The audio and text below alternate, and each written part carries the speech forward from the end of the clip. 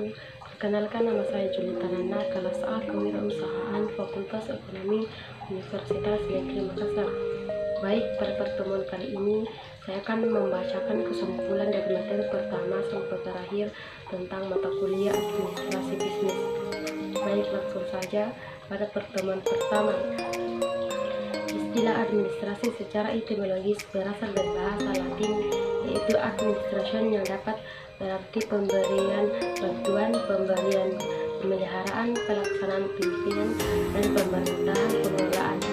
Istilah ini berkembang menjadi administrator di Italia, administration di Prancis, Inggris, dan Jerman.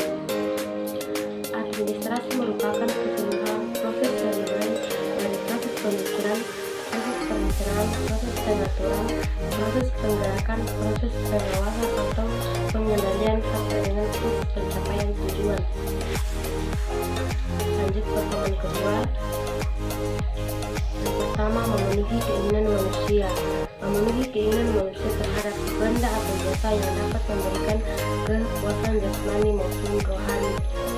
Pemenuhan kebutuhan dapat berupa barang, jasa, sesuatu yang berwujud maupun yang tidak berwujud. Setiap manusia memiliki kebutuhan yang berbeda-beda dan dipengaruhi oleh keadaan alam, agama, adat, dan peradaban.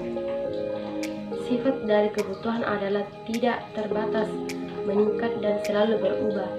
Yang kedua, memiliki tanggung jawab sosial. Perusahaan merupakan kebijakan yang diambil untuk menemukan titik keseimbangan antara perusahaan dan pihak yang terkait seperti masyarakat, pemerintahan, dan konsumen.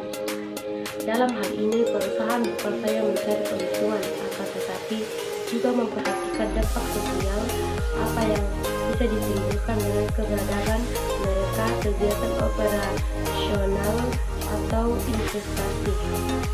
Selain itu, hal ini menjadi suatu cara bagi perusahaan untuk beradaptasi dengan perubahan psikologis pada pelaku ekonomi, di mana saat ini konsumen bukan saja menomorsatukan harga murah, tetapi efek yang diberikan kepada lingkungan dan membeli produk tertentu. Yang ketiga, memperoleh dan memberikan keuntungan. Keuntungan merupakan indikator untuk mengetahui apakah sebuah bisnis dapat dikatakan sehat dan merupakan sebuah proses yang membutuhkan waktu, usaha, dan kerja keras. Baik, kita lanjut ke pertemuan ketiga, yaitu kegiatan bisnis yang menyangkut dua hal, yaitu stockholder dan stakeholder. Stockholder dan stakeholder ini kita sudah pahami ya, karena ini selalu kita bahas dalam pertemuan dan mungkin dari pertemuan satu itu sudah ada ya. Lanjut kita ke pertemuan keempat. Pertemuan keempat.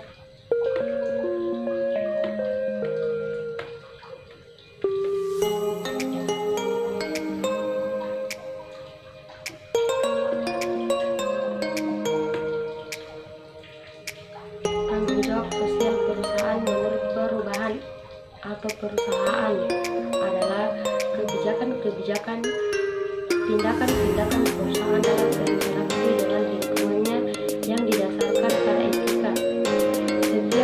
Di setiap masalah yang muncul bagi perusahaan akan ditangani dengan pendekatan dan yang berbeda tergantung dari jenis permasalahannya. Ini pertemuan kedua. Kebijakan administrasi bisnis adalah bentuk organisasi yang mencakup ide-ide standar-standar yang mengarahkan perilaku dan pencapaian tujuan-tujuan. Baik, pertemuan keenam. Seorang pemilik usaha tidak mungkin bekerja sendiri dan menjalankan usahanya sendiri, melainkan diperlukan orang lain untuk membantu.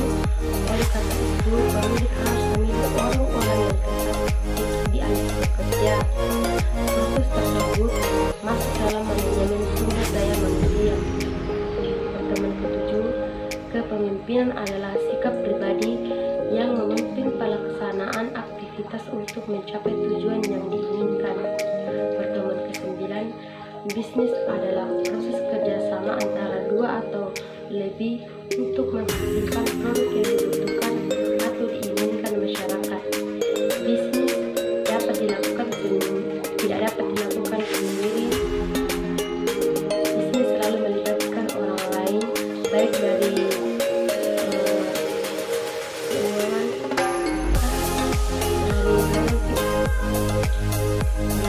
internal maupun eksternal organisasinya.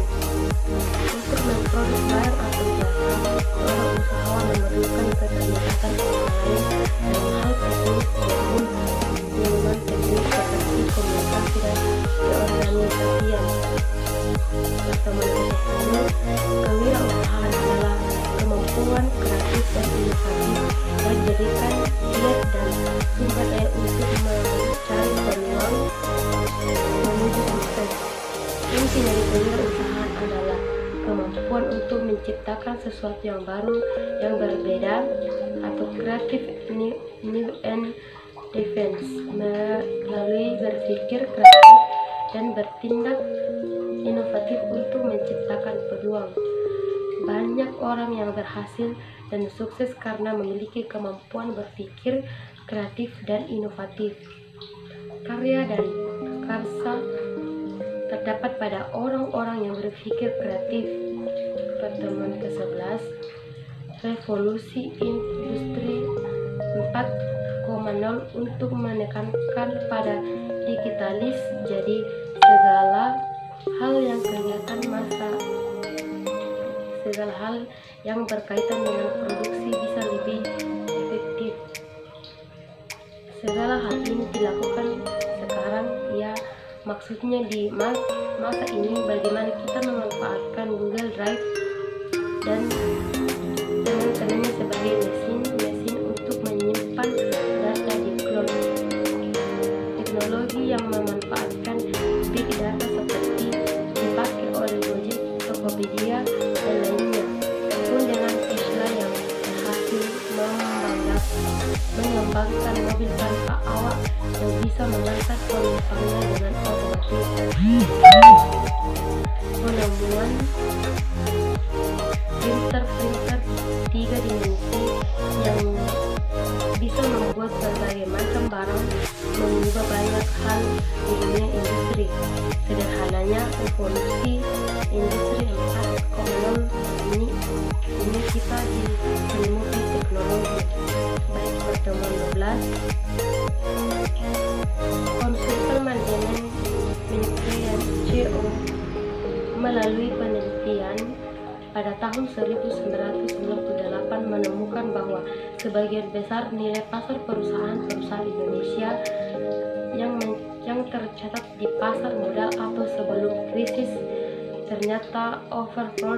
Ditemukan bahwa sekitar 90% nilai pasar perusahaan publik ditentukan oleh growth expectation atau harapan pertumbuhan, dan 10% sisanya ditentukan oleh current earning stream yang harus pendapatan real. Kesimpulan dari materi pertama dari pertemuan 15 ya dapat saya simpulkan. Kesimpulannya itu pertemuan pertama dan terakhir materi kita selalu mengandung tentang kata bisnis, yang berarti bahwa dari hari ke hari bisnis semakin berkembang dan semakin kita untuk menjalani dan menciptakan ide-ide terbaru untuk menambah wawasan tentang pengetahuan bisnis. Karena bisnis semakin hari semakin luas ya di kehidupan kita, dan sampai saat ini bisnislah yang menjadi yang menguasai dunia, menguasai perusahaan di mana-mana itu perusahaan selalu menyangkut tentang bisnis. Oke, sekian dan terima kasih atas kesimpulan materi saya. Jika ada yang salah atau kurang, saya mohon maaf. Sekian dan terima kasih. Assalamualaikum warahmatullahi wabarakatuh.